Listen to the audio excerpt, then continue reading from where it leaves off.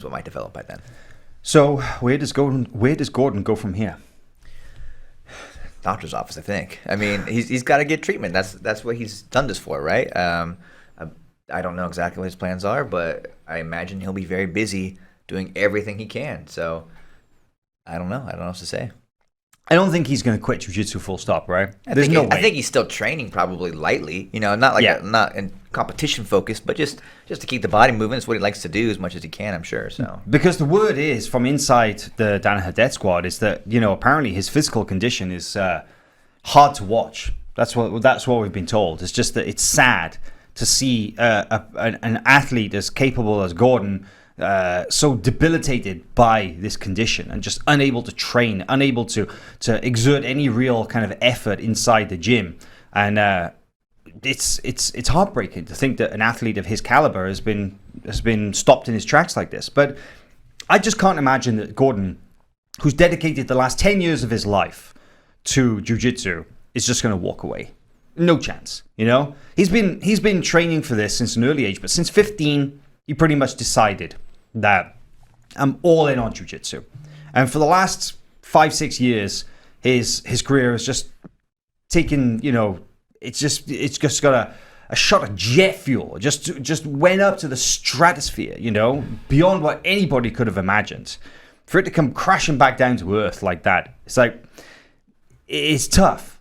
But it's not going to be a catalyst for him to just drop jiu-jitsu and do something else. No, he's still going to teach, right? He's still going to teach his seminars. He's still going to produce his DVDs. He's still going to stay active within the sport. Maybe, who knows? I mean, we're actually going to get Gordon in on Friday. He's still coming to Austin this weekend, and he's going to join us in the commentary box on Friday night for a couple matches. Yeah, great point. That should have been what I said when you asked what he's going to do next. He's going to be here. Who's number one? He's still giving his seminar in Austin, Texas, Thursday night before the event. But yeah, he'll be joining us in commentary, doing some of the pre-show stuff.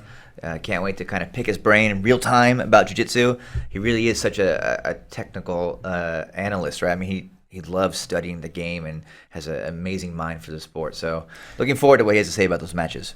He's also got this crazy work ethic, right? He's a hustler. Gordon works harder than anybody, and that's one of his.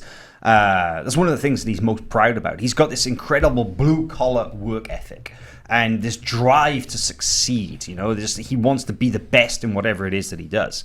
So I'm kind of wondering, Corey, do you think you'll see that manifest itself off the mat into something else? What do you think? Do you think he'll open a gym, or who knows? Well, Gordon said for a long time, right, that he prides himself on his work ethic always, first and foremost. And let's not forget that despite the fact that he's been for the last 5-6 years one of the best athletes in the sport, he remains one of the greatest minds in the sport. So I'm sure he'll be looking for an outlet.